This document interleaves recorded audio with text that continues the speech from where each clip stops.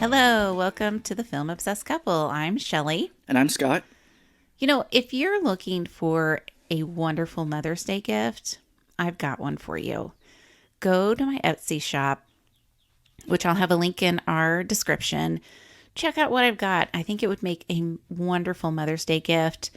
If you don't celebrate Mother's Day for many reasons, treat yourself. Yeah, treat yourself. Treat yourself. Get you something nice. Because I got it. I got it for you.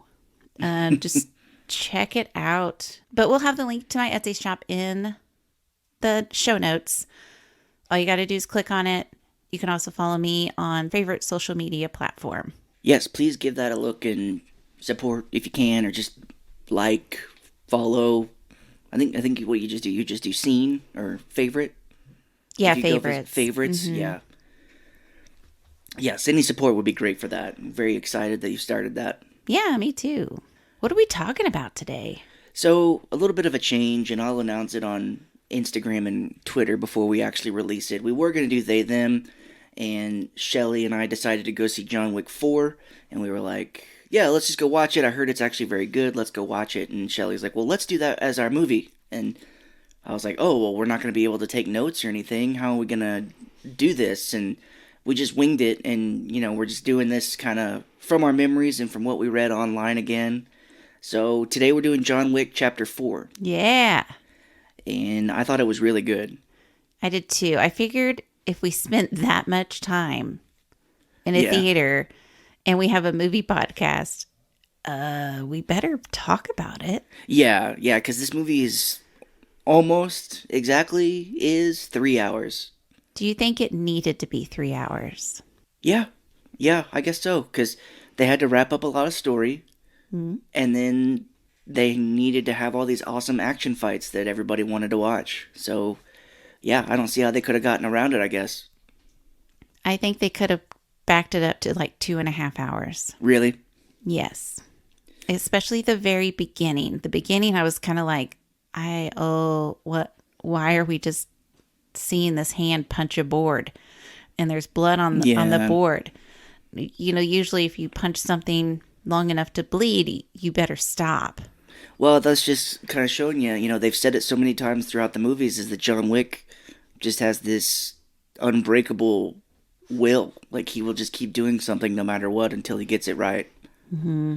So it's just showing you, like, this dude's crazy, man. He was, like, breaking his hand, basically, just practicing, getting ready for what's coming. So he was like, I love the pain. I don't know.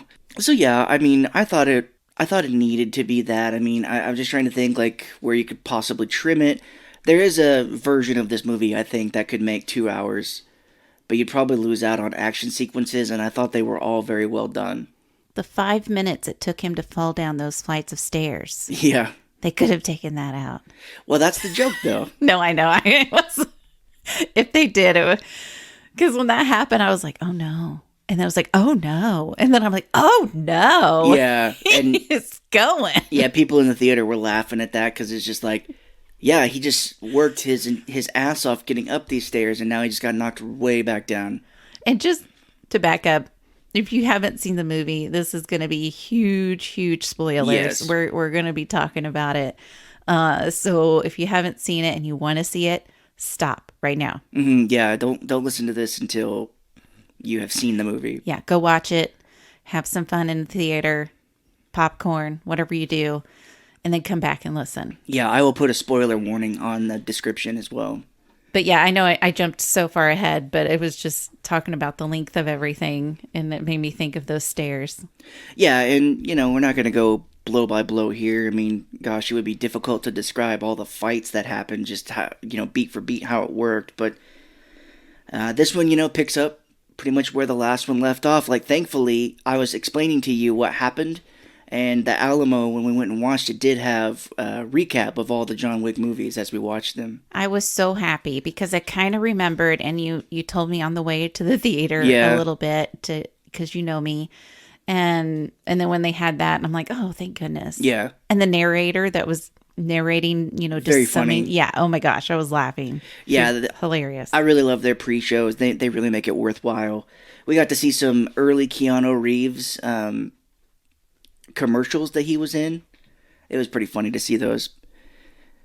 Yeah, So he looked like a baby. yeah, I know people are like, well, he doesn't age. He looks like a vampire. And I'm like, no, he looks like he's aging for sure. Yeah, he does. You get close up and you can tell. I mean, I think his beard hides a lot of it. I think that's kind of going away now because I think it was at the premiere for this. I saw pictures of him where he's got gray, a lot of gray in his beard now. Oh, yeah. And I'm just like, okay, now he looks like he's actually getting a lot older. It's kind of like Tom Cruise. I don't know if you saw pictures of what he looked like at the new Top Gun premiere, but he looks like he's actually aging now. Starting to get older. Yeah, I think he's wrinkling a little bit Yeah. in the face, which I'm not saying is bad. It happens as you age. Yeah. I've got them. It's fine. But for everybody being like, well, Tom Cruise doesn't age, Tom Cruise doesn't age. I saw him at that Top Gun premiere and pictures, and I'm like, okay, now it looks like he's actually aging. So John Wick 3, it ends. Winston shoots John Wick off of the roof of the Continental because John Wick was tasked to kill Winston, and he decided that he wasn't going to do it. All of the high tables sends like a shit ton of guys. They kill them. John Wick gets shot off the roof, and they're like, he gets found by Lawrence Fishburne, whose name in these movies is just the Bowery King. He doesn't have a name like Jeff or Joe. It's the Bowery King. Not Morpheus. Definitely not Morpheus. And he's like, I'm pretty pissed off, John. Are you pissed off? And he just looks up, or I think he even says, yeah. And that's the end of the third one. I think that's most of what he says in this movie is yeah. Which I just read this in the trivia. He says only 380 words in this movie. Yeah, I believe it.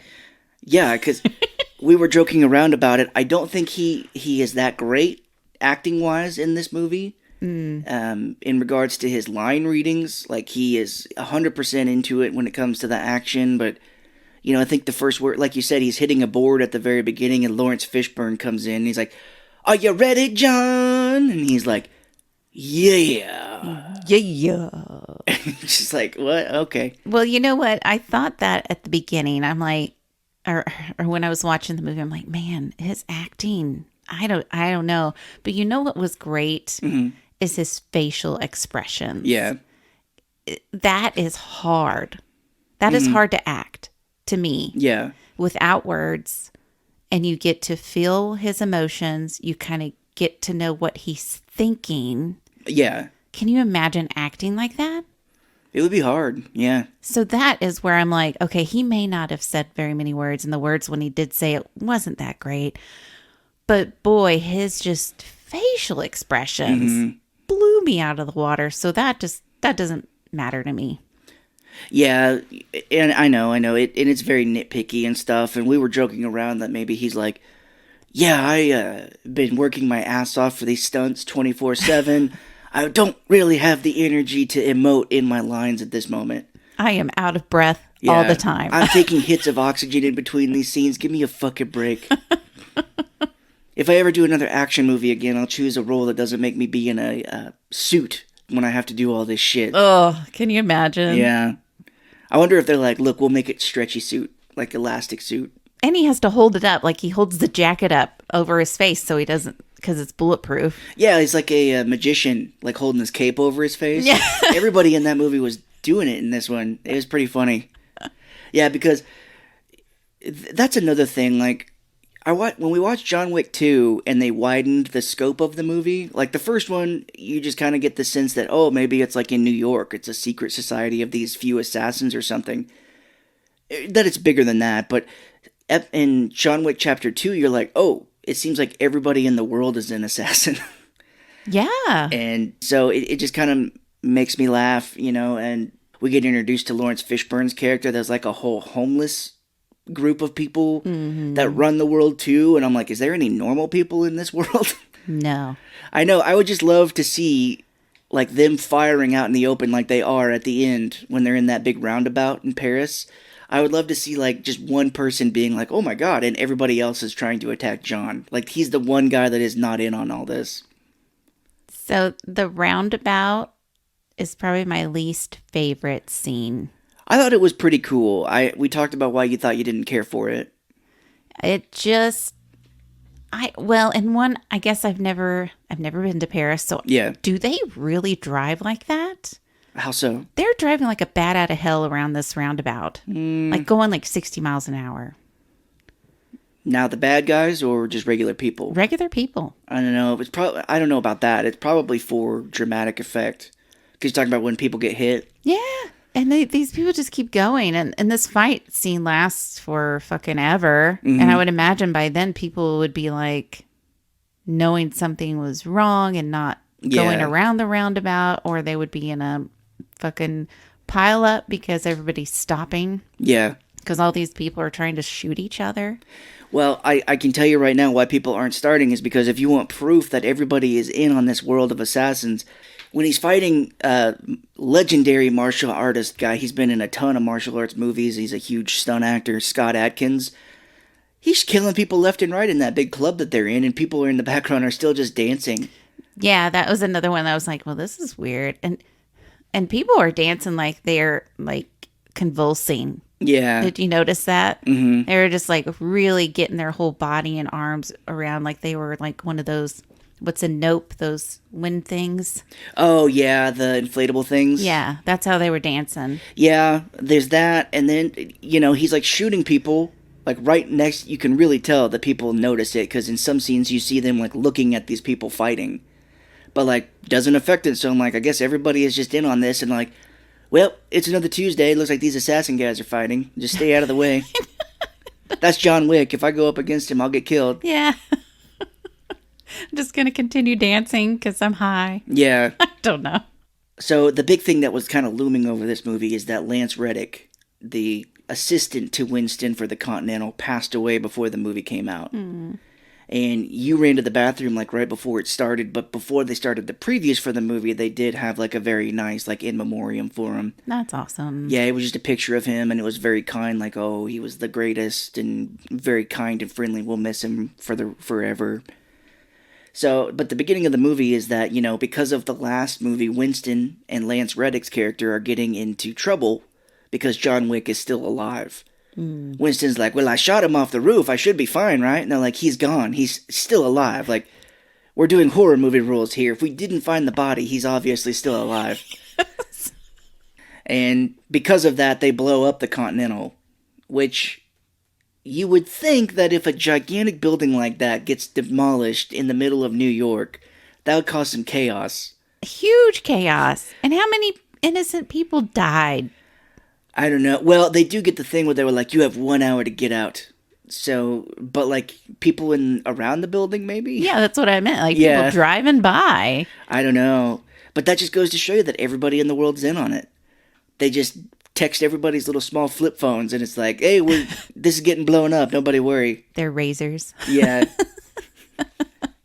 You see like kids in school, like assassin school. They're like, this is how you take down a man twice your size. And it's like flip phone. Oh, the building's going to get blown up, everybody. Don't worry. It's okay. We have an hour. Yeah. Let's finish this lesson.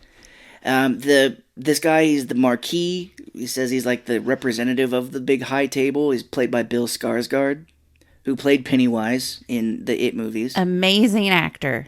He is. At first, I had a problem with his French accent, but as we got going, maybe the first scene was the one they filmed first in the movie, because he's like Pepe Le Pew, kind of, He's like, you go ahead and destroy your buildings at Continental, And I'm like, oh, boy. But, as he got going, it was better. I thought he was great. Yeah.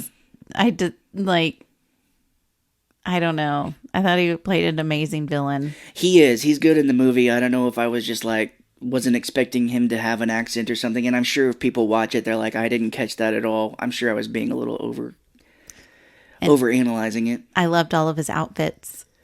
That's what this movie has, is a lot of style. Yeah. I'd say direction-wise, like non-action scenes, my favorite scene is when Winston goes to him and talks about like the one-on-one combat, because he's just in this room with gigantic paintings. Like Winston, he's walking along the wall, Ian McShane, and there's just these gigantic paintings, and it looks like a painting itself, like a man standing there, all these gigantic paintings on a wall. Right. They look very pretty.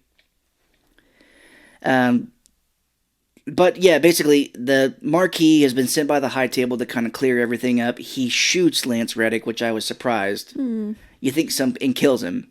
You would think there was a whole thing when The Dark Knight came out There's a scene where Heath Ledger's like supposedly dead body as the Joker is brought in for a reward, but he's still alive. And people were like, there was rumor that they were going to take that scene out because he's like covered in a trash bag. Looks like he's dead after Heath Ledger died. Oh. So I was like, wow, I'm surprised you didn't hear anything about like, whoa, there is a scene where Lance Reddick dies. Is that in good taste since he just died to have him there? I think they had to do something. Otherwise, I mean, yeah, if you know, you know. But if you don't, Yeah. you'd be like, where the hell is he at? I know. And at least they didn't do like a, so we have to meet. I'm trying to do his accent. He's like, and I thought he talked like that because he kind of talks like that in Lost. Has that kind of, hello, Mr. Wick. Yeah. But apparently he doesn't. He was, it could have had him be like, sir, the Marquis wants to speak to you. I have to go now. Thank you. And he walks off. They're like, that's the best thing we could do to come up with getting him out of the movie. That is it. Like The Simpsons, my home planet needs me. Walks out. So now we go to Japan. We see another continental that is there in Japan, and just they're very classy places. My goodness. Yeah. I loved this place. It's very pretty. Yeah, the lady, the character name is Akira. She seems to be like kind of the concierge, like Lance Reddick is at the one in New York. Mm-hmm. She's kind of like checking everybody in, getting everybody going, and we find out that she is the daughter of Hiroyuki Sanada. That's another legendary actor. He's been in a ton of martial arts movies. He was in Westworld Season 2 as the Lone Samurai. You and I recently saw him in Bullet Train. Mm-hmm. He is the head of this place, and John Wick has come here to kind of talk to him and ask him for help, and the daughter's pretty pissed off because she's like, oh, anywhere John Wick goes, destruction follows. They are fucking people up for talking to John Wick now. And she was right. Yeah. Yeah, she's like, did you hear what happened in New York? They blew up a building and nobody blinked. That's the power of this high table. Yeah, and this is kind of where we get introduced to Kane. Yes, yeah, at some point in here, because I was kind of worried at first because they didn't really have much action going on. They're just kind of setting the table. And I'm like, oh, this is a lot of story. But yes, the Marquis goes to meet Kane, Donnie Yen, another legendary martial artist. And he is blind, but they hire him to take out John Wick. Yeah, and they have so much detail, and which again, that's probably why it was 3 hours, but so much detail that he gets his card in Braille. Yes. Yeah, his movements in this movie are amazing. Oh my God. I can't wait. Yeah, when you're ready to talk about it. We can go ahead and talk about it now. Oh, I love him too. He's great. Like, the way he moves is amazing. I was reading online, if you watch him close enough throughout the movie, which is another reason to rewatch it, I suppose, is that you can tell sometimes that he's not perfect. Like, someone was like, oh, I was watching him in a big shootout, and he kills a man, but yet he still shoots where the guy is, even after he's fallen, because he doesn't know that the guy's dead yet. Well, yeah, because he's blind. Yeah. And so it's like, it's great. And the way he moves, just feeling everything as he touches, it's amazing. I would have no idea. And not every movie, like when there's a blind character, do they really show how they get around. Yeah. But this guy is an assassin, and you're like, how the hell? What? Yeah, the best of the best. What? So when shit goes down, it really shows how he does everything. You know, he has those little things that he puts on the wall that makes a doorbell sound. Motion sensors, yeah. Mm-hmm. He uses his cane that kind of has a silver end on it to find out if something's hot or cold. Yeah. Because he touched like something hot and then he felt his cane and he's like, oh, that's warm. Yeah. And for a minute I thought, oh, somebody's going to get a boiling bath, but that never happened. Yeah. Yeah, and it's great. He crawls along the ground too sometimes when he's fighting, and it's amazing. Like Donnie Yen, a long, long history career of martial arts movies. He's like one of the greatest to do it. And yeah, you're right. In the scene when the Japan Continental, the Osaka Continental gets overtaken by the High Table's men, there's a scene where Hiroyuki Sanada's people are like going after Kane, and he puts all these like motion sensors everywhere in the room. And you're kind of like, what the fuck are these at first? You don't understand fully what they are, but as they start walking by them, it makes doorbell sounds. Yeah. And he like takes them all out. It's because he knows Yeah. where he put them, where they're at. And I love that he's so fluent that he can like take a nap real quick before he kills somebody. Yeah. Because he's eating for the longest time. And He doesn't. people are like, are you going to fucking do something? You're right. Yeah, I guess we should say. So the High Table do send a bunch of men into the Continental here, and they try to de-escalate it. Hiroyuki Sanada's all like, "Oh, please, don't do this," but it goes to shit, and they all start fighting. Kane does not immediately get into it. He tries to talk Hiroyuki Sanada out of it, and Sanada's kind of like, "Oh, Kane, like, you fucking asshole! What are you doing working for the High Table?" And I think they say it at the very beginning here, but basically they do threaten his daughter because Kane has a kid. Yes. Yeah. And when I took it when he wasn't killing people, and he technically didn't really kill some of the men, he just kind of knocked them out at first. I think I took it as like he doesn't want to do this because this is his friend, Right. the owner, and also John Wick is his friend as well. Right. So he doesn't want to do this, but he's doing it because he's his daughter. Exactly. Yeah, like the High Table has threatened his and his daughter's life, but you're right. Like when all these High Table men are going around and people are getting killed left and right, Kane is shown like eating food in like kind of a little dark hallway. Yeah. And the main bad guy, he's like the head of the High Table's men. I don't know his name. He's in throughout the whole thing. Chidi, I guess, is this dude's name. Marco Zarro? Yeah, Chidi, Zarro? Marco Zarro. He sees Kane eating food in like a little hallway, and he's like, "Hey, what the fuck are we paying you for?" And that's when Kane gets in it, and man, when he starts, he's just like, "Holy shit!" Yeah, I'm like, okay, here we go. Yeah.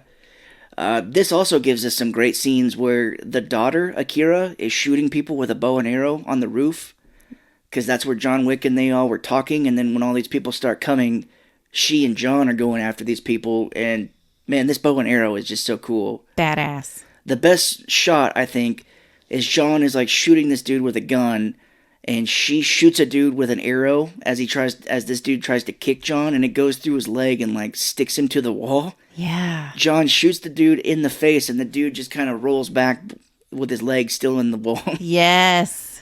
Yeah. It's hard. It's weird to say. Like, it's cool to see how this guy was murdered, but it's got style to it. Exactly. Yeah. Yeah.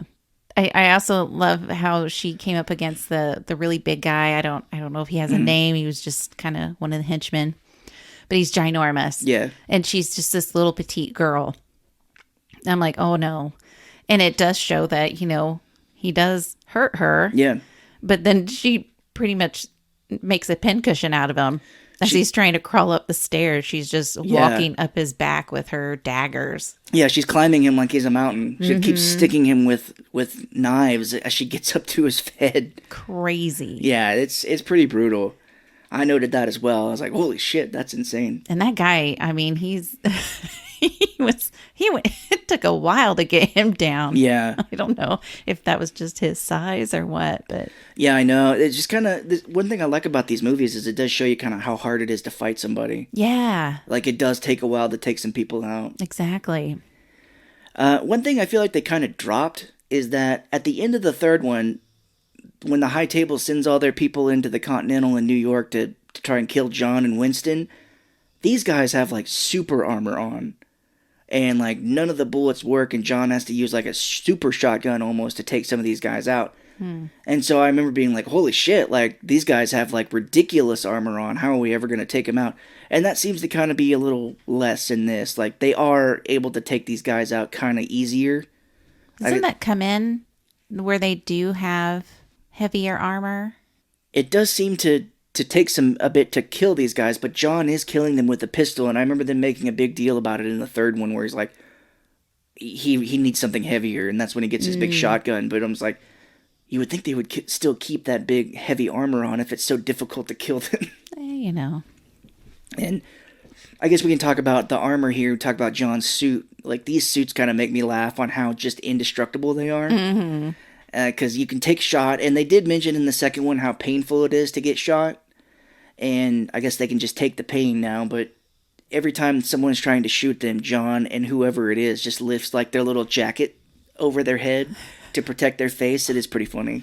It's kind of, that, okay, it's just part of it, you know? Yeah. It just doesn't make it a bad movie, but it is a little weird. Yeah, it is funny to see, and they do it so many times, you're just kind of laughing. Eventually, you're like, oh, well, I guess you got to do what you got to do. So this starts like a very long scene in this room where John is trying to get out, and it's just wave after wave of people, and John gets these nunchucks and eventually starts taking people out with them left and right. Oh, yeah. And it's very well done. I showed you a little bit of a video last night where Keanu Reeves was really training with nunchucks. Mm-hmm. And you're just like, geez, this guy really does it. Like, and he puts it around his neck, like he's like, I'm going to hang on to these while he's shooting people and doing everything else. And he takes them off his neck and whips them around, and damn. Yeah, he's whipping guns out of people's hands left and right.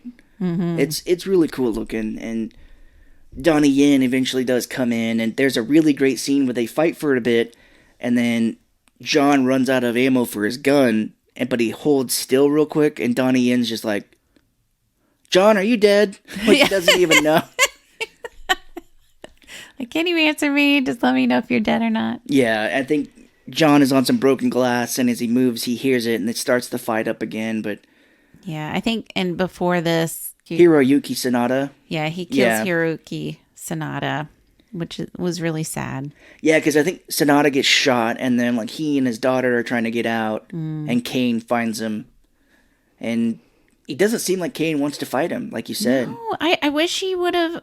I wish Sanada would have just been like, okay. Yeah. Okay, we'll leave. Because Kane gave him, the opportunity. And he just kept fighting. And I know, there's tradition and all of that. And I'm the man, I got to do it. But, I hated it. I know. I think Sanada was just so pissed off that a good friend of his would have done that. I know. But, it could have been solved as in, like, dude, they said they would kill my daughter. Yeah. Like, okay, cool. Yeah. How about we work together and figure this out? Let's sit down, hash out a plan where we could take down, Vincent and whatever. Yeah. So, yeah, the fight goes on, and Kane does end up killing Hiroyuki Sanada. He does let the daughter, Akira, go. Mm-hmm. She's able to leave, and... So we cut to John running out of this building, and this is where I don't think I really cared for this character very much. We finally meet Mr. Nobody. Mm-hmm. He is a tracker. I guess he's trying to find John, but he won't, try and take him out unless the money is high enough. Right. He has got a dog, which I didn't even think at the time, but to think that the dog would come back and play a big role in John's helping him. But, yeah, they talk for a bit, and John's like, oh, you're a tracker. And I'm just like, am I supposed to know what that is? No. So I know what a tracker is. They just kind of, track you. Yeah. But why? I don't know. And even Mr. Nobody was all like, listen, John, I'm going to need you to take care of yourself here. Yeah. It's like, stay alive until the money is high enough for me. Exactly. And he lets John go, and that's the end of this whole Japan sequence, which is just amazing. Mm-hmm. Someone was saying how great, this would make some great wallpapers for computers and desktops.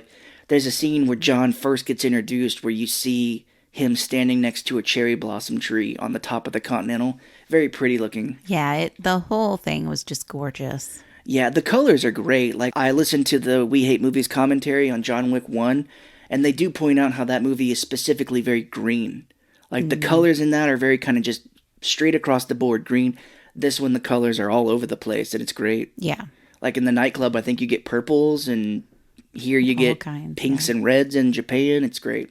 So at some point here, John meets up with Winston. Winston is at the grave of Lance Reddick, and Winston had put it out that he wanted to talk to John. And, they come up with the thing of, there is an old tradition. And I wonder how far it goes because nobody seems to know, everyone's all like, that's a myth. Of you can challenge somebody to one-on-one combat, and if you win, you're let free of all your obligations. Such an old legend. And that's the whole thing is that, we kind of, through all these movies, keep getting new rules. where they're like, oh, in the second one, it's revealed that those markers, where it's like, oh, well, if you give someone a marker, then if they come back, you have to do what they ask you to do. Mm-hmm. And in this one, it's like one-on-one combat. We call it Mortal Kombat. Finish him. Yeah. He's like, well, there is an ancient tradition that you challenge somebody to the head of the high table. If you kill them, you are free. If they kill you, it sucks to be you. Mm. And John's like, well, that's not going to work because I need to be a member of like a clan or like a family. Right. I have to have a family, and they have disowned me. Yeah, I was like, a clan would D&D or something like that. Like, I'm no longer part of the clan. Ooh, that doesn't sound good. No. You don't want to be part of that clan. Yeah, no. It's okay. Yeah. Winston's like, well, look, if you go back and talk to your family, because I guess John used to be part of these people that are in Berlin. The Ruska Roma is what they called, also called the Russian Gypsies. Mm. And they are in Berlin, Germany. And Winston's like, look, if you go back and talk to them, I'm sure they will work with you. Yeah. And because in the third one, we kind of get the idea that John was raised by Russian people that helped him. Like, he goes and asks for help from the Russian ballet, and they help him escape from New York. Right. So, yeah, that's where we're heading now. And then that's where we kind of get to is John has finally gone back, and he's talking to the Ruska Roma here in this area. Well, trying to. Yeah. They have him in a noose. That's pretty funny. Another thing before we move to that part is that the tracker does talk to the Marquis, and I went to the bathroom at this part, but you did kind of fill me in, but he goes to the Marquis asking for, like, money for John, or, like, can tell where he is. And the Marquis is like, hey, thanks a lot. Thanks for telling me where he's going to be, and, you said you needed a lot of money for that? That's great, that's great. Here's a knife in your hand. Yeah, like in the middle of his hand. Yeah. And Scott is leaving, and the Marquis? Yeah, the Marquis, he's all like, some men pull the knife out, and other men that are more committed pull the hand out. Yeah. Meaning he's going to have to rip his hand through this knife. Right. So that's exactly what he does. And I can't say that it showed the whole thing. I'm pretty sure it did because I was cringing. I like covered my ears for a second. I don't know why. Yeah. And then I covered my eyes for a second. And then I'm like, oh my God, I got to watch this. I got to see what's happening. But it was like the whole theater was just like, oh, wow. Just it was the most cringing thing ever. Yeah, that sounds rough. I'm glad I didn't get to see it, but it is kind of funny because later on, I didn't realize how bad of a trauma to his hand he had. When he's in Berlin looking for John, he just has like a little bandage over it. Yeah, see, I didn't care for that because you know how I am with injuries. This thing would have his hand would have been flopping. Yeah. I mean, he would have cut through bone and nerves, and he wouldn't probably been able to use it. And again, I'm not a doctor or scientist, but this is just what I'm thinking. Yeah. It basically would have elongated his middle and ring finger. He would have been able to give like a super Star Trek live long and prosper. Exactly. Exactly. It would have been amazing. But then he just has this bandage over it. I'm like, no, you need to go see like a neurologist and different doctors to fucking sew your hand back together. Yeah, you're gonna have to rehab this for quite some time. Exactly. I'm like, okay, 5 years are gonna have to pass by now before you can do anything. All right, so this is taking John quite some time to do this because he's just now at the Roma here, people, and so it's been 5 years since my hand got shredded. Man. Yeah, that was the only... I mean, I loved that scene. Mm-hmm. I liked what the Marquis was doing. Yeah. Because he liked challenging people for pain. Yes. He liked causing pain. And seeing this was good for him. Yeah, he really enjoyed it. Mm-hmm. So, yes, back to now in Berlin, John has come to his previous family. And yeah, you're right. They welcome him back by putting him in a noose, and they keep slowly tightening it. Mm-hmm. Reminds me of my family. They do this exact same thing. That's what they would do if I was to ever return back. Yeah. Well, John is telling them what he needs to do, and they're kind of laughing at him that he wants back in, and he basically lays it out that he needs them to sponsor him, basically, to put his name in for the high table. We're like, yeah, we'll back him. He's legit. They say, well, you know what? The high table, because of you, they came, and the woman here, they said it in the trivia, is his sister, adopted sister. I don't know if that's true, but the actress has been in a lot. She's been in Natalie Tena is her name, if I'm saying that. Oh, yeah. She's been in Game of Thrones. She was in Harry Potter as Tonks. Katia, yeah. She said, well, the high table was so pissed at you that they came here and they killed my father. Mm-hmm. And they had this specific dude named Killa, is his name. They had him do it. So I tell you what, you kill that dude, we'll let you back in. And so here we go. And then outside of this place, we do see Mr. Nobody be like, hey, I see John. He's in Berlin. He's at this location. and this is where we meet. I am Klaus. This dude is apparently a real person. He doesn't talk like this. But Klaus is apparently a famous bouncer in a club. Oh, really? Here we go. It's like, instead of Groot, you're Klaus? Sven Marquette, an infamous European bouncer, appears as Ruska Roma member named Klaus. So he's famous as a bouncer in a famous club. I just love that all he said was, I am Klaus. Yeah, because they're like, okay, look, we'll take you to where this dude that you need to kill is. His name's Klaus. And he comes up and he's like, I am Klaus.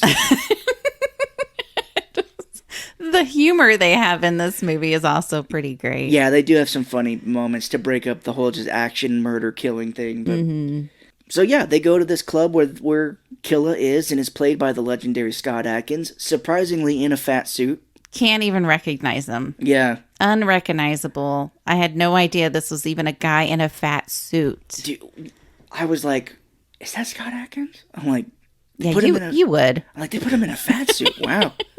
You would notice things like that. Me, I'm just like, wow, that guy. Well, when he and John Wick start fighting, Scott Adkins is throwing roundhouse kicks at him, and you're like, God damn, that guy is limber. I was like, okay, I like this. Yeah. Just because you're heavier doesn't mean you can't do a round kick. Yeah, I did look up some interviews with him, and they were like, was it hard to do that? And he was like, it was a little more challenging. I had to kind of work around it because, having all that prosthetics and stuff on did make it a little more difficult. But you're like, yeah, it was fun. Good. That's cool. But they basically, and I've heard this referred to as a James Bond scene because it's at a little card table in this club. And Scott Adkins is a dealer. He's shuffling cards very professionally, by the way.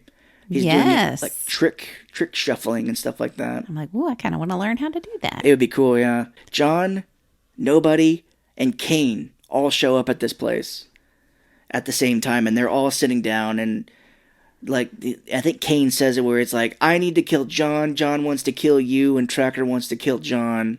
It's just kind of an odd, this is crazy, everybody wants to kill somebody else. There's somebody in this circle that everybody wants to kill each other. Yeah. And Scott Adkins is a great actor in this scene. Mm-hmm. He does a great job. He kind of looks like the Penguin from the Batman movie. With right. all the makeup on. Yep, he's got a little gold grill going on. Yeah, he does. They play a game of cards, and they all flip their hands over. John shows his. Mr. Nobody shows his. I don't know. Does Kane already knows what his are? I can't remember. Because I know Killa turns his cards over, and he has 5 of a kind, which is impossible. How do you get 5 of the same cards? And Kane goes, let me guess, he got 5 of a kind. And you're just how did he already know that? That was crazy. He knows what he got. Maybe the silence. I vaguely remember that he did say that he had 6, 7, 8, 9 or something like that. I could be wrong, but I was like, there's no way. They're not Braille. Yeah, I know. This just shows you damn. He can't know unless it was a perfect card, it was stacked perfectly, ace, king, queen, jack, yeah. all the way. And then he shuffled it, and Kane could hear how the cards were shuffled and know exactly which order they were shuffled in, which is just insane. I think if you think about it, it doesn't make sense. No. But, so yeah, Killa has cheated. He has 5 cards of a kind, and John takes one of these cards and slices him in the neck with it. Yeah, I mean, that must have been like a brand new deck. I was thinking that too. Like, if he shuffled it enough, I don't think you could. If it's broken in enough, I don't think you could slice somebody with it. Which I believe in what are they called? The gambling places? Casinos. Yeah. In casinos, I believe they do have to use a new deck of cards each time they play. Oh, gotcha. So I guess, in casino rules, maybe it was a brand new deck. Yeah, maybe. And so we've got another action scene here. It goes on for some time and really can't describe how cool it is. You just got to go and see it. I mean, there's waterfalls in this club. There's like area with water falling down into like little pools and stuff. And It was multi-level. yeah, I think John gets thrown off of one level or something. Yeah. And yeah, Scott Adkins finally comes in and he's like he reminds me of the Kingpin in the comics. He's like this big dude but very limber and beating the shit out of him. Mm-hmm. And John is killing people left and right in this club and people are not looking like anything's happening. It's like, those 3 guys are not getting back up after it looks like they got shot in the head. And part of me was thinking, well, this is America. I'm sure that's what, well, eventually we'll get to that now. Be like, oh, just another mass shooting. That's all right. Well, we're kind of there. Yeah. We're there. So, do you remember how Killa gets taken out? Yes. Oh. So they're like knocking each other off of levels. And then John, I forget how he does it, but he knocks him off onto stairs head first. Yes. And you see it like a split second, his neck and head just go in a distorted way. And yeah, he super breaks his neck. Yeah. And as proof, he takes his grill out of his mouth and takes it back to his family. Mm-hmm. And they were like, well, shit, you did it. So I guess you're back in. And I thought, Killa at the beginning of this scene says that they gave him up. They were like, they told me that you were coming because they don't want any trouble from the high table. Mm-hmm. So I guess since he did go ahead and kill that guy, they were cool with letting him in, even though they did give him up. They were like, son of a bitch, we didn't see this happening. Even though, this is the 4th John Wick, and he's killed like millions of people. Yeah. We had no idea he would kill Killa. Kill Killa. Killa. So they do this whole ceremony that would really fucking hurt, is that they pour molten like metal into this lava, into this bowl that has like I don't know, like symbols and stuff on the sides of it. Mm-hmm. So it super heats it up, and then Keanu and his adopted sister both put their arms on either side of it, and then they've like burned the symbols into each of their arms. Yeah, they brand themselves. Yeah. Oof. That would hurt like a bitch. Yeah. I've seen videos of people doing that, and it's so goddamn stupid. Oh my god. Yeah, I've seen where they like hold people down, and they're like, this mainly college people, where they're like, yeah, this is going to be so fun, and then they like fucking hold it. And people in the comments are always like, you don't hold it down for like 5 seconds. You touch it to the skin and that's it. Yeah, you're going to take that layer of skin with you if you hold it down. Go through the muscle? Yep. You're going to get some severe burns. Yeah. Jesus. One thing we haven't talked about in this movie is Clancy Brown plays the Marquis like second in command. He's been in a million things, but he's got a very deep voice. He's like the guy who sets up everything when they do the final duel and stuff, and at the end he's like, your debts are cleared. Mm-hmm. He's amazing. I love Clancy Brown. He voices Mr. Krabs in SpongeBob, but he was in the Shawshank Redemption. He was the villain in Highlander. He is also missing his ring finger, we see earlier in the movie, like John, so I don't know what that exactly means for him. Yeah, he's done some shit then. Well, John had to cut his finger off to get back in good with the high table after fucking around. So maybe that means that this guy did the same thing and had to get back into their good graces. Exactly. That is not explored. That's just really kind of left to your imagination. Winston now goes to meet the Marquis, and this is the scene I was talking about where he's walking past all these gigantic paintings in this room. Mm. And he was like, John has now gotten back into his clan in Germany, and now we want to fight you in the trials of Mortal Kombat. Yes. Challenge you to a duel. Yeah. So the Marquis is like, hey, that's great. Oh, by the way, who is John? And Winston's like, I will be John's second in this duel. Meaning, if John wins, I want my full privileges come back to me, and I want you to pay to have the Continental built again. Hell yeah. And the Marquis is like, that sounds great. Oh, by the way, did you know that if John loses, his second will be killed as well? And Winston's like, shits his pants a little bit. Fuck. I did not think this through. Yeah, I think the High Table, there is some mention of the High Table being pissed off that the Marquis destroyed a building in New York. Oh, yeah. They think he's a little extreme. Yeah. I feel they think he's a little extreme sometimes, but, he gets results, so. I guess, but dude, can you imagine how much it would cost to rebuild a goddamn building? Huge. And this thing was like, it's a hotel. Yeah. It's many, many stories. I know, but you just have to think about how much money these people must have. Oh, yeah. They're like, they don't even count their money. They have so much money. Yeah. They just put it in a vault and it's like, oh yeah, it's over there. We don't know how much is in there. You need 100 million? Okay. Just get it out of the vault. We're good. Yeah. So we cut to the next day and John meets up with the Marquis and his right-hand man, and Winston is there, but this is where they are choosing how they're going to final duel each other. Mm-hmm. And it made me laugh because there's these big placards, these big card type things on a big table in front of them. And they have to flip them over to figure out how they're going to do it. Right. And they have numbers on them, so whoever has the highest number gets to choose how this fight is going to go. But it just made me think they were playing Go Fish or something. 3. Go Fish. 5. Oh my God, this is going to take forever. Yeah. So through the turning of the cards, we do get where they say they will duel at dawn in front of this place in Paris. Forgive me, I didn't catch the name of it.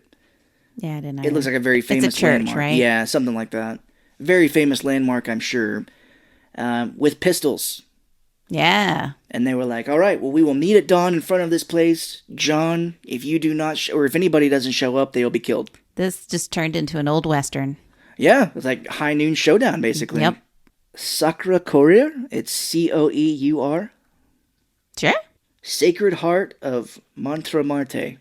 Oh, that sounds beautiful. Yeah. I'd love to go to Paris sometime. Absolutely. I'm That'd be going to great. stay away from that roundabout, though. Fucking people are crazy. I'm sure if we go there now, they'll be like, no, according to John Wick, no, we do not drive 60 miles an hour in this roundabout.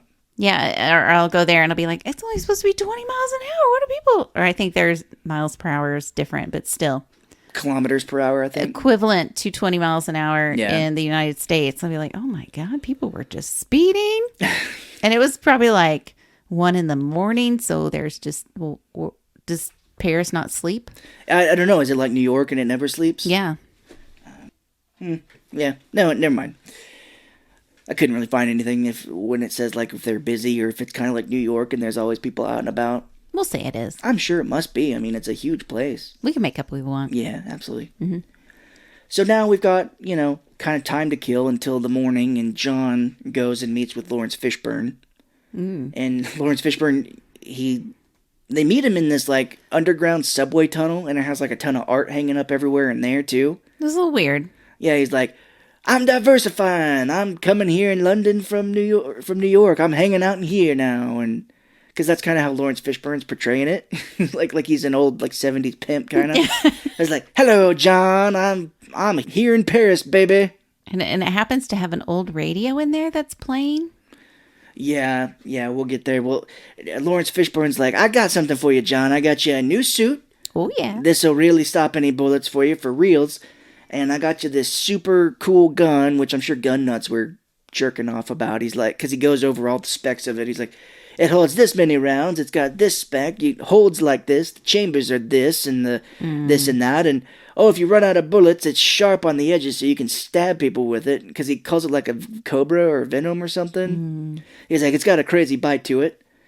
And so, yeah, he gets that. And as John is kind of suiting up, we see that the Marquis calls into a radio station of the women who work for the High Table.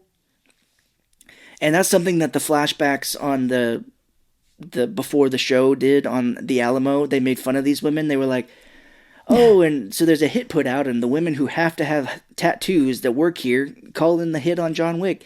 And it does make me laugh because all these women have like just sleeves of tattoos and they're all dressed like they're from the 30s. Yeah, because and they're wearing like sleeveless shirts. Yeah. It just that's their attire, I guess. And you think that they would have better equipment. Maybe that's how they're so rich. Like the high table is so rich is that they don't upgrade their equipment because this lady's like typing it in on a computer and it looks like an 80s computer. I think that's how they get around everything. Maybe so. Because if you had like the technology up to date, yeah, you could track that.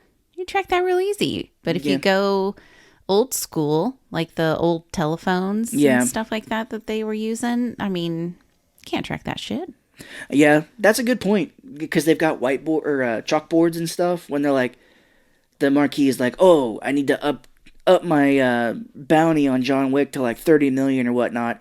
She erases it off of a chalkboard and puts 30 million up there now, and they have like a layout of the city, and whenever John is seen, they kind of like put a little arrow on the board where he's at. Mm-hmm. And yeah, the computer makes me laugh because it's just like this small little monitor, green monitor, and she's like putting the bounty in. Oh, John Wick. I think it's great. That's why they have razor phones, you know. That's as far up as they can upgrade at the point where they can still be undetected. Yeah, because every time when they send it out, it goes to every phone that person has. Yeah, it's crazy. And here we get a Warriors kind of homage, because in the Warriors movie, it's about this, all these gangs in New York meet up in one spot. And this gang member, Cyrus, is like, "Hey, gang members, why are we fucking around fighting each other, killing each other? If you see how many people we all have, we would have like 70,000 gang members and we can take this city over." That dude gets killed and it's blamed on this one gang called the Warriors who didn't do it. So the whole movie is these guys, Warriors, trying to get through New York back to Coney Island. Which we were going to go to, but apparently Coney Island is like on the ass end of New York. Yes, it is. It was like hours away. It's all right. Which makes a good movie because now that I watched The Warriors, I'm like, oh, they got to get to Coney Island? Oh, shit. No, it'll take them forever. Hope they get some sleep. But in that, there is a woman who does a radio station and tells like everybody where the Warriors is. And it's like the whole shot of the lady where it's just her mouth. And she plays records and stuff, but she's like, "Hey, everybody, the Warriors were spotted by Central Park. It's like, I hope you guys get happy hunting, and I hope they don't run into the baseball furies." You know, she's just telling everybody where they're at. Yeah. And that's exactly what happens here. Like, there is a lady running this radio station, and she has a nose ring that was driving me fucking crazy. Is that this? I forgot what kind of piercing that's called. Well, she's got it through her Septum. Yeah. She's got it through her nose, and this thing is so long that it's like touching the top of her lip. Yeah, it's kind of like, I don't know. It's probably the wrong, I'm not a very good style kind of person, but like, it reminded me of like an Egyptian type style. Yeah. Just like all the curls are, I don't know. I'm just going to stop because I have no idea. It was pretty, but it did kind of bother me that when she talked, it touched her lips and was moving. Yeah. If it was me and I had that, I'd be like trying to spit it off my lip. But I have had my tongue pierced several times, and that didn't bother me. Yeah. Because, I mean, that clicks on your teeth, it, you know, gets in your way when you're eating. So. Yeah, that would drive me crazy too. You just kind of get used to it. It's probably what she's doing. Probably. So this new bounty goes out, and everybody's after John Wick. We see all these guys gear up, like getting all their stuff together. And we see this one group of guys grab a bunch of shotgun shells called Dragon's Breath and load them up. Yeah, they're bad. And you're like, I wonder what that is. Well, they try it out and show you. Did they show it right here too? Yeah. Oh, they like shoot it, and yeah, it's exploding shotgun shells. Yeah, you basically catch on fire. Yeah, and you're like, oh, I can't wait to see that in action. Yeah, John is trying to get to the place. I'm sure he's like, well, I need to leave early because I'm sure everybody's going to try to kill me. Should probably try and leave a few hours early, you know, just to be there on time. I thought he would take a nap. I mean, he's been through shit. Yeah. I think he's been thrown off a building at this point and should have broke his back. I'm sure. But he's still he's good. He's good. He's probably got like a ton of internal bleeding. And, you know, if he stops now, he's just not going to get back up.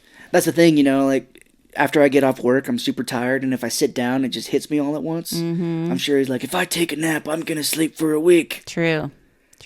One thing we did mention is after, yes, when John hears the radio, he does start to leave. There is a scene with John, Winston, and Lawrence Fishburne in a boat. They're like driving him to a drop-off point. Fancy ass boat. Yeah, it's very nice, and they do talk for a minute, and they talk about like what they would want on their tombstones. And John's like, sausage. Do you remember that commercial? What do you want on your tombstone? Pepperoni. We like the meat. Yeah. I can't remember what Lawrence Fishburne says he wants on his. I don't know that they all said something. I think John just said something. I thought Lawrence Fishburne said something, but you know, at the end, maybe John, he did. What did he say? he did it his way or something. I can't remember. Something like he's like a god or he's a badass. Something like that. Yeah. Sorry, we can't remember it. But Oh yeah, I hate that I can't remember. and John gets off the boat to go to this drop-off point they're letting him out at, and he turns around and he goes, "Loving husband." And they're like, "What?" And he goes, "I would want my tombstone to say loving husband." Most words he said in a short period of time. Which is crazy because in the other movies he talked. He actually said sentences. I know. Again, he's just so tired after all this shit he's got to do. I don't blame him. I'm sure his asshole fell out when they said it was going to be like a 3-hour movie. So at that point when he said that, I'm like, oh, I think he's going to die. Right. Yeah, they set it up that he gonna die. Either they're setting you up that he's going to die, or they're setting it up that he's going to die and he doesn't. They're like, oh, they're going to make you think that he's going to, and then he just doesn't. So Why are you fucking with me? I know. Just tell me. So yeah, so he gets seen, and now we get into the big roundabout fight. It's crazy. There's just cars driving everywhere. John is drifting in cars and shooting people left and right. I really liked it. It was neat. I don't get me wrong. It was neat. I liked it. I just didn't like the practicality of it. Yeah. There's a very funny scene where a dude gets hit by a car and gets thrown in the air, and John like shoots him 4 times before he hits the ground. Yeah. And Mr. Nobody is in this area here, and his dog's taking people down. The right-hand assassin of the Marquis, that dude is here too. He throws Mr. Nobody's dog into a car. Oh, this dog gets fucking hit and thrown to the ground, and it gets back up like nothing happened. Now he he arfed. He arfed, but then he was all like, I'm back. Yeah, and he's pissed. He's like, that hurt, but I'm still here. Thank goodness. Because I think the theater was all like, yeah. Everybody's getting killed. People are getting killed. That's fine. But you fuck with the dog. Mm-hmm. We all know in John Wick, you don't fuck with the dog. You just don't do that, yeah. You don't do it. And yeah, it's kind of funny. I mean, I noticed in this movie specifically, they really stopped showing you John reload. Because he's like shooting like 40 bullets out of his gun.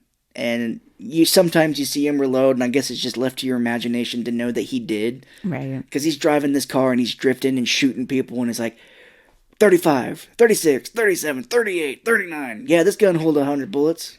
I like how he had to pick up a gun off the ground when he was driving. Yeah. And it wasn't like super smooth. Like he was like jerky a little bit. That made it a little bit more realistic. Yeah. I find it funny that they go to lengths for some things to be realistic, and then others they don't. Yeah. So that's what bothers me, because then I'm like, okay, I'm thinking realistically now because you're trying to make it realistic, but then you do this roundabout shit, and I'm like, no, that does not compute in my brain. I know. I think John gets hit by a car at some point here too. Absolutely. I think everybody's getting hit by cars. The right-hand guy of the Marquis gets hit too at some point. Mm-hmm. It's pretty funny. Yeah, I mean, bodies are flying, man. Dude, literally. Yeah. We get to maybe one of the best parts of the movie is after this roundabout scene, John runs and he goes into like this old apartment building. And as he goes into the building, this camera like rises up to the ceiling and is like looking down. And it's basically like playing like an old time video game. Like you see everything happening like you're looking down from the ceiling. As soon as I saw this, I'm like, Scott's going to love this. And then you leaned over and you're like, I really like this. It's really cool. Like, you see everything. You get to see John moving through room, and you're just looking down on everything. And this is the big dragon's breath scene where he's shooting people left and right with those fire ammo. Mm-hmm. People are getting lit on fire.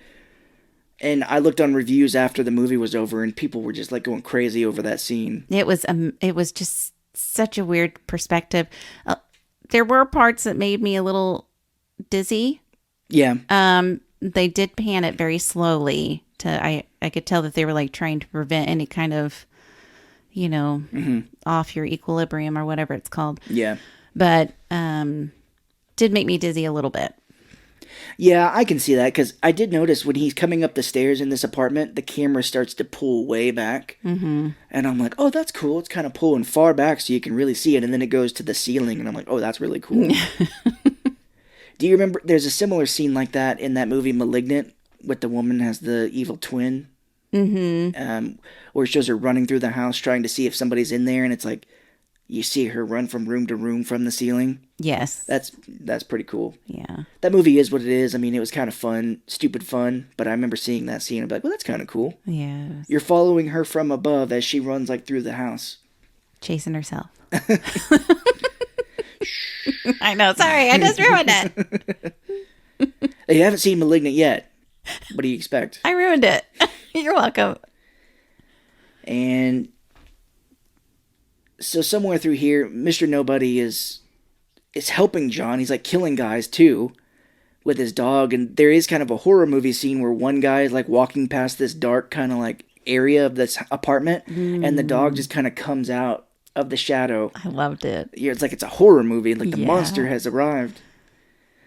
And he's talking to Mr. Nobody. Mr. Nobody is talking to the Marquis, and he's like, yeah, I have John here. I can take him, but I'm going to need more money. And this is where he gets a little cocky. Yes. And he really is all like, he hangs up on him. Yeah, and the Marquis smashes his phone. Mm-hmm. He's so pissed off. Smashes his razor, and he's like, damn it. Yeah, and then he's like, bring me your phone. And bring him like an old-timey phone. On a plate, Yeah. It just shows how fancy they are. And he's like, 25 million. He's like, 30 now. And hang up. I think he raises it to 30 or 40, somewhere in there, but 25, 30, I don't know. Yeah, he raises it to a real high amount, and Mr. Nobody gets into it. There is a really cool scene where some guy shoots Mr. Nobody in the back, but he has like armor on, and then he flips it, and this thing like goes around his body to his front. His backpack. Yeah, it's like his armor. He flips it to his front, so it's protecting his chest, and then he like hits this guy with it. I thought that was cool because he's wearing this backpack this whole time, and I'm just like, oh, it probably has all of his ammo and stuff in it. You know, just backpack, easy. And then he did that, and I'm like, holy fuck, that's cool. Yeah, it's like his armor he can flip from his back to his chest if he needs to. That's crazy. So Mr. Nobody finds John, and they kind of get into a little standoff. They're like pointing guns at each other. We do get to a scene where one of the high table men is getting ready to shoot the dog, and John, instead of killing Nobody, kills the dude that's about to hurt the dog.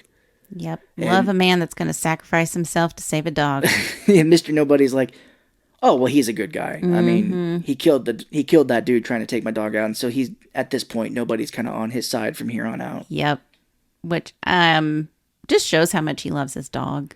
Yeah, absolutely. And doesn't like people. I thought he was going to somehow be related to Halle Berry's character from the last one because she had dogs. That is rumored.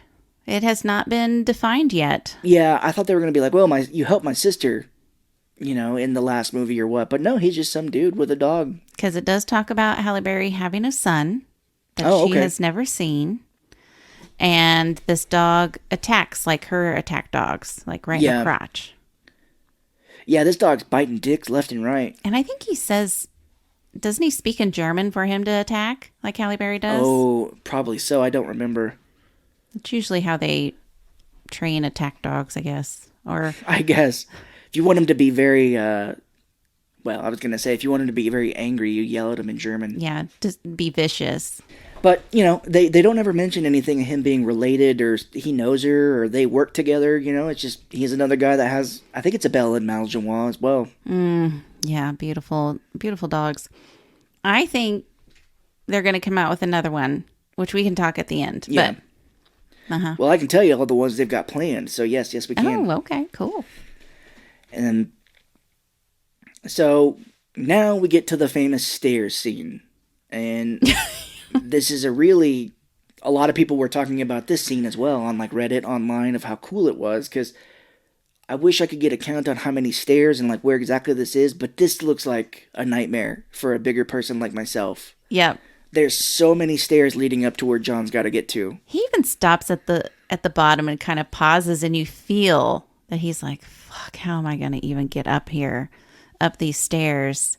And then when he starts, then you start seeing people come out, and he's just like, God damn. Yeah.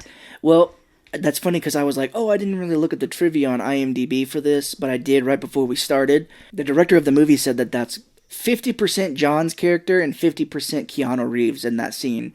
Because he was like, Keanu was so game, but I do feel like he was a little tired at the end of this. So I think when he's like, God damn, like these fucking stairs. And I paid like as much close attention as I could. Sometimes I got distracted just to see, because sometimes you can tell when a stunt double comes in. Yeah. And I know he had to have had a stunt double. I could not tell. Like sometimes the hair will change, like it'll have a different texture. It won't be as shiny. You can tell those small little things when a stunt double kind of comes in. I couldn't tell. I really think he did as much of it as he could. And I guess when he didn't, it wasn't as focused on him. Maybe not. Yeah, because that's another piece of trivia is like after this movie was over, he gifted his stunt team for these movies a $10,000 Rolex Submariner each with a personal engraving on the back for each person. He's such a good guy. He seems like the nicest guy. I would just love to be friends with him. Because I think most of the world does. And if you don't, then that's your thing. But wow. Yeah, he and Brendan Fraser seem to have like a lot of goodwill from people. Absolutely. Just being nice people in general.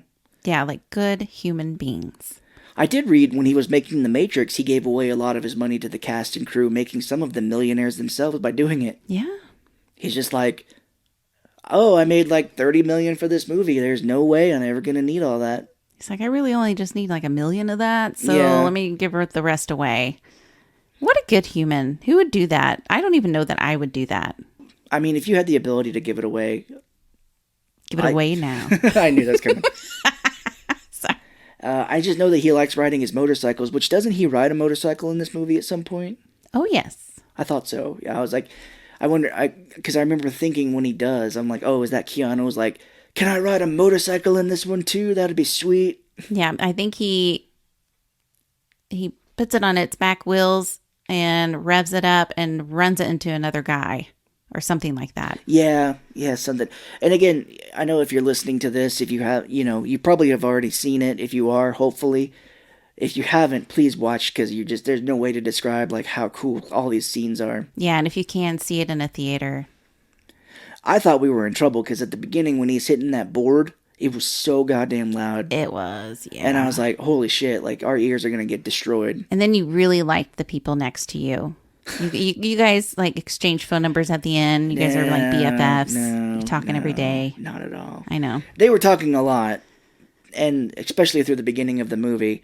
And the Continental gets blown up at the beginning, and one of the dudes beside goes, was that the Continental? And I go, yes, it was. And he goes, oh. He goes, oh, thank you. No, he starts smiling. I think they were drunk. Oh. They were drinking Bloody Marys and other things. Because I only know because it irritated the shit out of me because he took the celery and was mixing it and you could hear the ice. I'm like, shut the fuck up. I was just like you, but I stay calm. Yeah.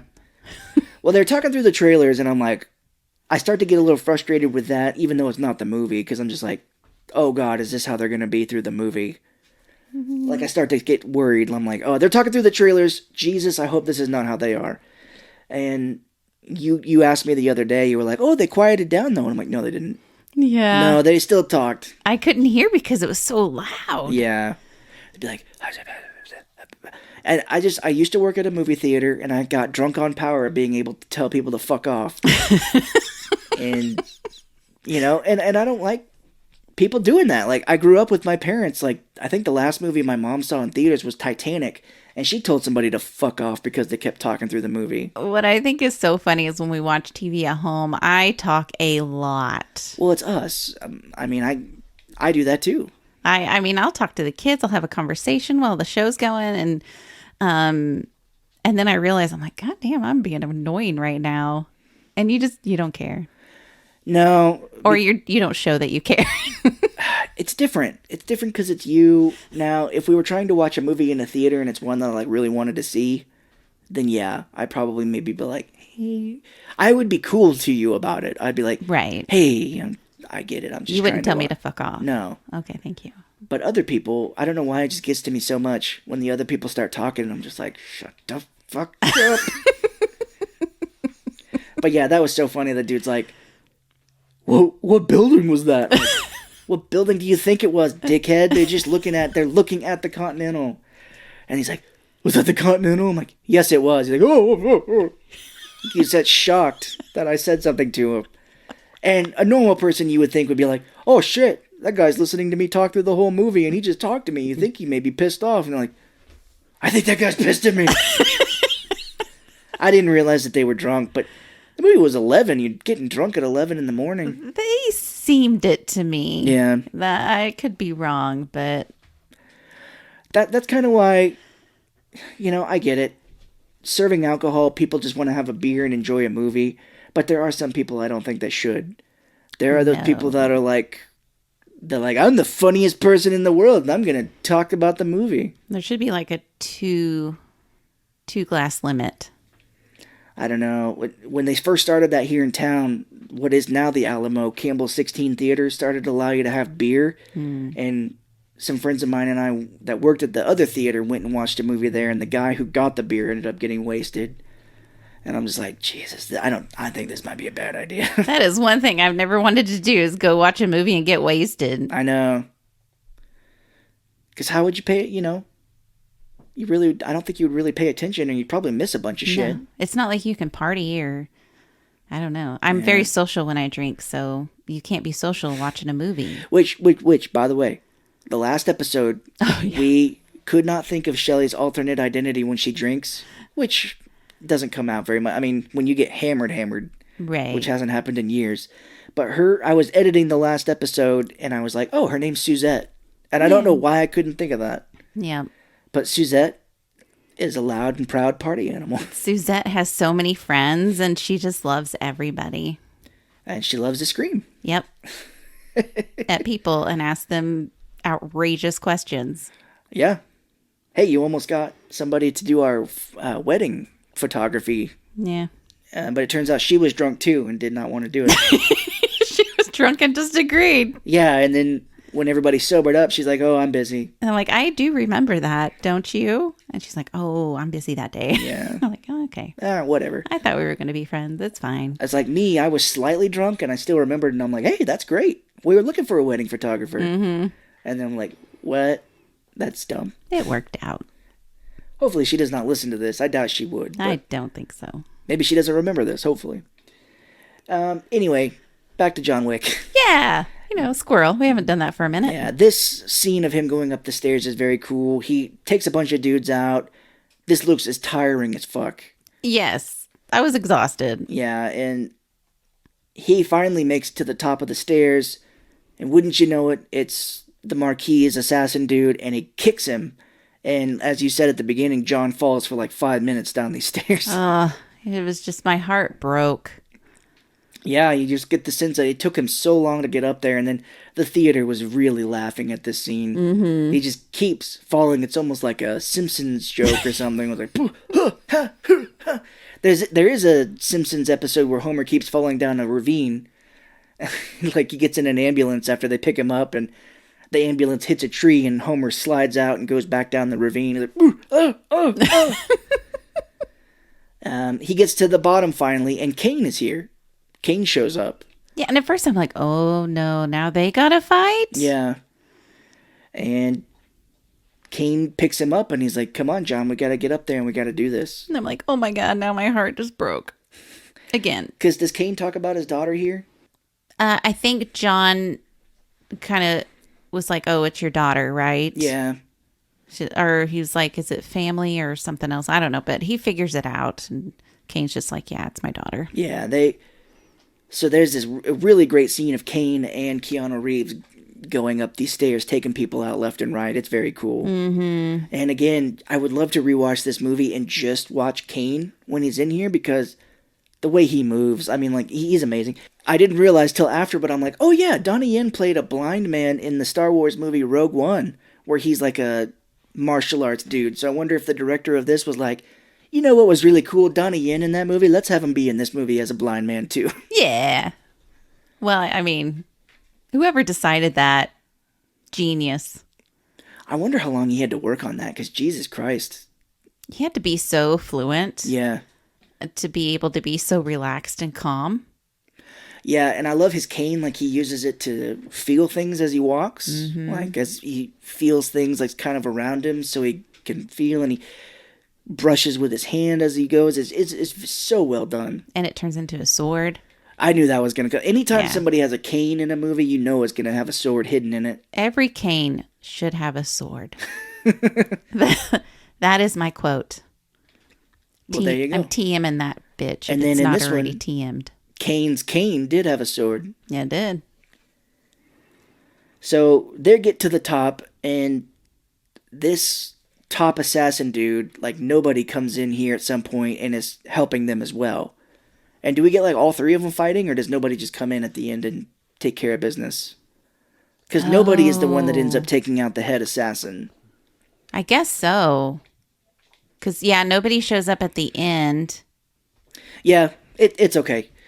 Basically what happens is, yes, Mr. Nobody takes out the head assassin guy, and I don't remember exactly how he does it. No. He gets a brutal death, basically, but the dog pees on him at the very end. Oh, yeah, the dog does go after his crotch.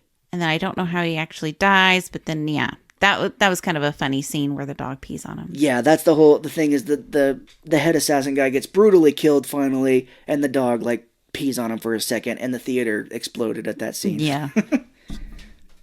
I kind of rolled my eyes a little bit because I was like, okay, I figured a dog was gonna have to pee on something. It was a little CGI too. I was just like, Yeah, it wasn't the best, but I thought it was cute. I was like, derp.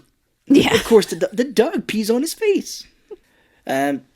So the high table is sitting, well, basically the Marquis, Winston, and Clancy Brown are sitting at the spot they've decided to have the showdown at, and they hear all this gunfire going on, and then it stops when John gets kicked down to the end of the stairs again, and they think that John must be dead, because Winston looks a little scared at them for a moment. Mm-hmm. He's shitting his pants. Yeah, and the Marquis is all like, heh heh heh.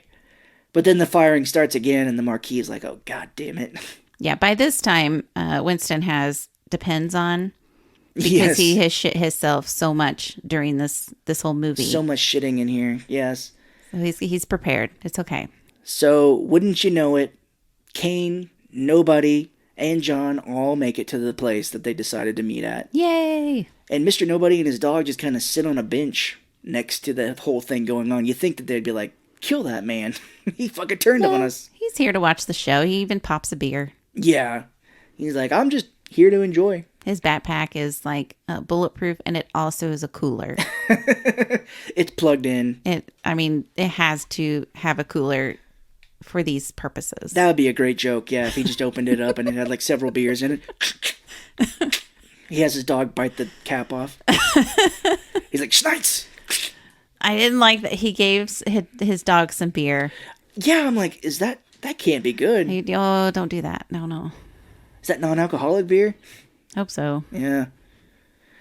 And so here we go. John and Kane both get like these old-timey guns that only have like one bullet in them each. You like pop it open and put the bullet in. This whole thing was fancy too, because the seconds came over with the bullet on a tray just to present it to them, and it's just so like, Jesus. Super classy. Yeah. Another line that a lot of people have loved is, yes, when the Marquis brings a bullet over to Kane, he's like, remember, if you kill John Wick, You and your daughter are free. And Kane goes, fuck off. He's done. It's so funny. He's so over it right now. He's like, Yeah. I'm going to have to kill my best friend. Thank Yeah. you. Go to hell. And so Clancy Brown's like, all right, here's what we're going to do is you guys first, you walk out to 30 paces or whatever. And Do you then, think it was really 30 paces when they did that? I was counting, but they did cut a few times when they were walking, so I didn't know if it was exactly it. Same. The rules are you walk out 30 paces, you shoot. If you're still alive, you come in like 10 paces and shoot again, and you'll shoot again until one person's dead. Yep. So, very high tension here, you're like, oh shit. And John takes his jacket off. I think Kane takes his off as well because they're bulletproof basically, and John's just kind of in his undershirt. They shoot for the first time, and John gets it in like the shoulder, and Kane, they kind of wound each other, each not in like the center. Mm-hmm. So wouldn't you know it, they have to move in 10 paces again, and they shoot, and again hit them kind of like in the extremities. Right. And at the third shot, they move in, they're pretty damn close to each other. Like they could probably touch each other's guns at this point. Yeah. So close. And they do the 3-2-1 fire, and they fire, and John gets shot like right in the stomach. Yeah. And he goes down. He's like on the ground. Yeah, and you're like, oh, fuck me. And the Marquis is super happy. He's like, oh, I get the final shot. I get the final shot. Mm-hmm. And he takes the gun from Kane, and he is basically like monologuing about how great he is or how John's an idiot. And as he's reloading his gun, Winston is like, you arrogant asshole. Mm-hmm. And he's like, what? And he's like, John never fired his third shot. And the Marquis like looks shocked, and John gets up, and Marquis has been saying things about like there's consequences for your actions throughout the whole movie. Yeah. And John goes, consequences. That's exactly how he said it. He did. He goes, consequences, and he shoots the Marquis through the head. Yeah. Yeah. And he falls backwards. It was, wow. It's pretty crazy. You're like, oh, fuck. And then Clancy Brown goes, all right, we'll rebuild the Continental. Winston, you and John and Kane, you are cleared of all of your obligations to the high table.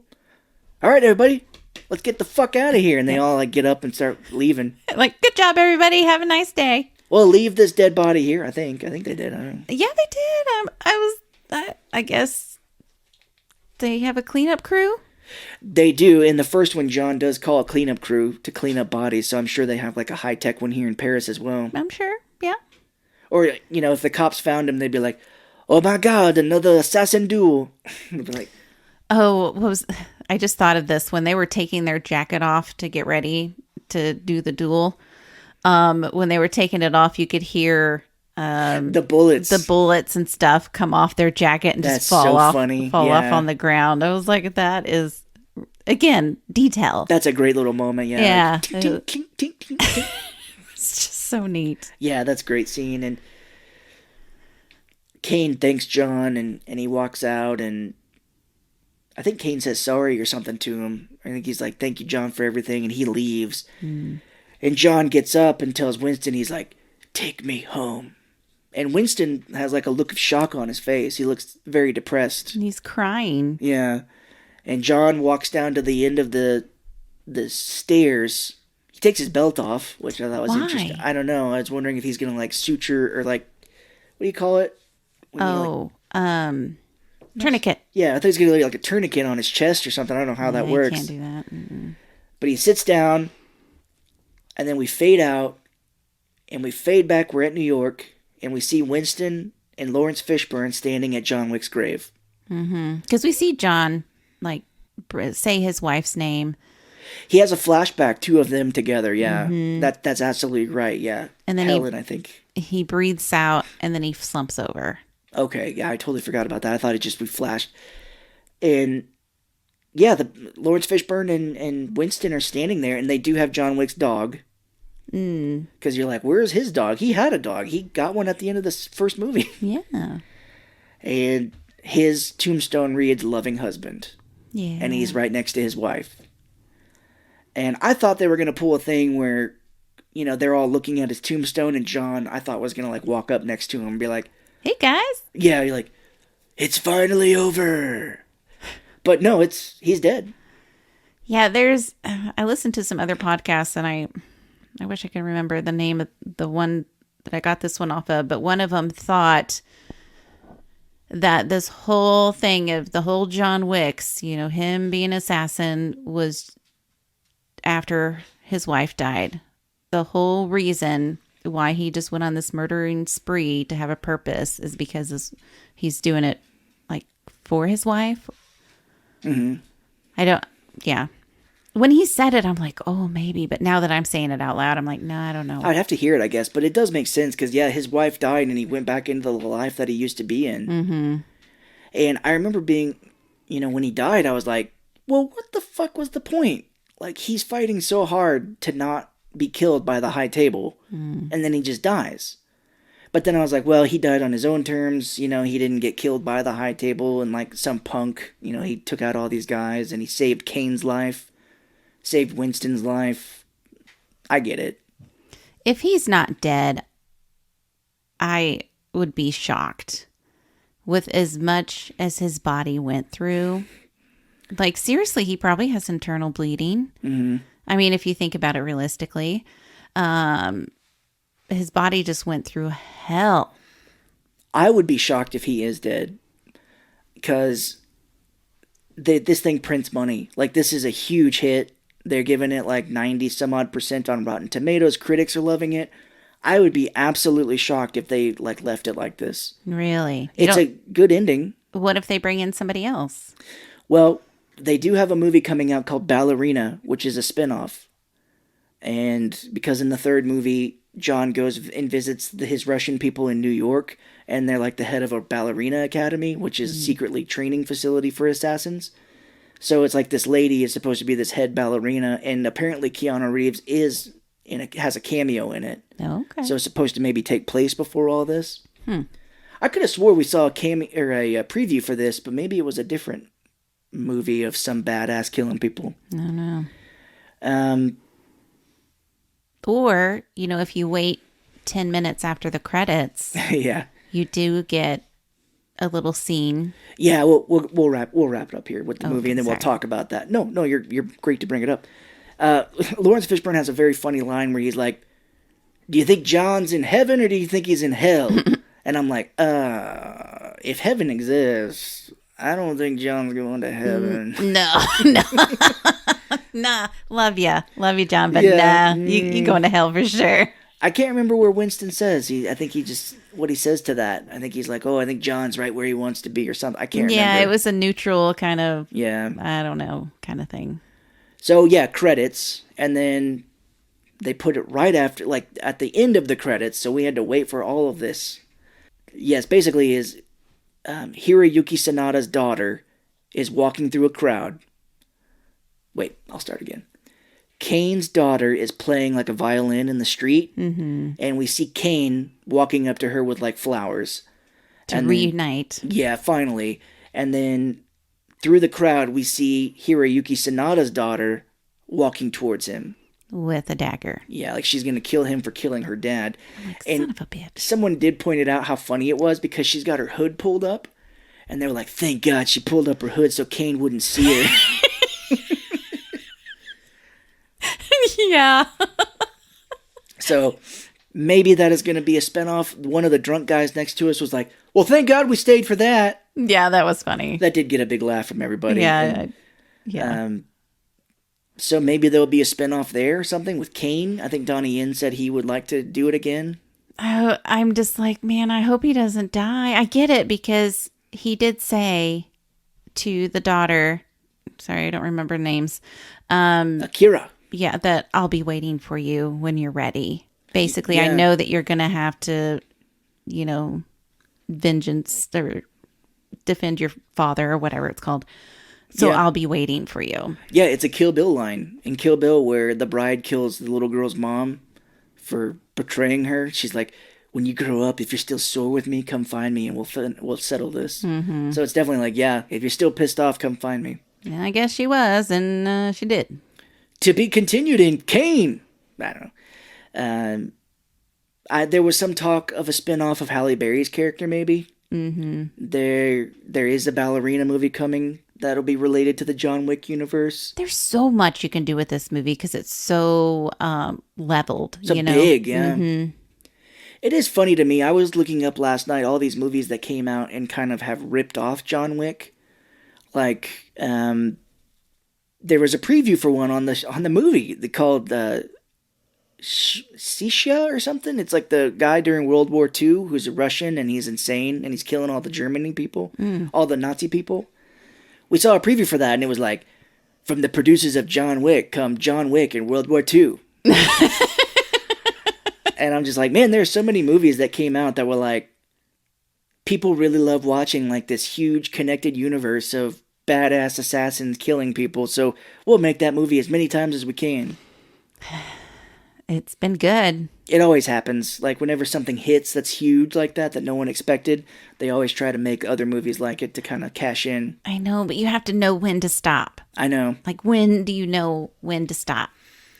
Which, before we went into this movie, I thought I heard the director talking about John Wick 5. And I think people were saying maybe he did that to throw him off. Because of course, he's giving interviews before the movie came out. And I'm sure the big one he was getting was like, so John Wick 5, when you doing John Wick 5? I'm like, oh, we're talking about it. Like, probably not. So I was shocked that they killed him. Although I'm sure, I did think to myself, Keanu was probably like, please kill me at the end of this movie. For fuck's sake. Just push me in the pool. Let me die. So I don't know what movie that's off of, but we've made that joke before. A guy in a wheelchair, like, point me towards the pool and push me. Yeah, he's like, at the end of each movie, I am filled with bruises and broken bones. And you, for reality's sake, you do make me get shot by real bullets? It fucking hurts. Oh, gosh. And he does look like he's getting older now. Like, when he was doing those scenes, I said it in John Wick 3, he looked a little slower. He seems a little slower in the martial arts stuff that he does. But, I mean, man, the man's 58. Yeah, what do you expect, man? I know. I mean, he's still great. He is very physical. I mean, he did all that, as much shit as he could in The Matrix, doing all that kung fu. I'm sure he's very physical, very cool. Yep. So, yeah, I really enjoyed it. I thought the action scenes were cool and they were very interesting, and really just go see it if you haven't. Watch it on the big screen. It really lends itself to being seen on the big screen. Yeah, hopefully you don't sit next to drunk people. Yeah, hopefully not. And if so, just get drunk yourself and watch it again later. Yeah. Or you go get drunk in the theater and then you're the person that someone will bitch about on their podcast. Either way, whatever it takes, just go watch this movie. Yeah. Well, cool. Well, great. I'm glad we did that. This was the first one we did where we didn't have notes. We were kind of just going off of Wikipedia. But like, what happened again? I legitimately, for some reason, forgot about Mr. Nobody's character when I was rereading this. They were like, a tracker named Mr. Nobody. I'm like, oh, yeah. There's some people who are like, why is he in here? But I liked him. I liked the character. I kind of understand that he had to be in there to help John out. Oh, yeah. And it'll be interesting if they do anything with him. I don't know. Yeah, we'll see. But follow us on your favorite social media. Thank you for listening. And also check out my Etsy store, which I'll have the link in our show notes. All right, great. Well, thank you for listening and supporting. We'll talk to you next time. Bye-bye.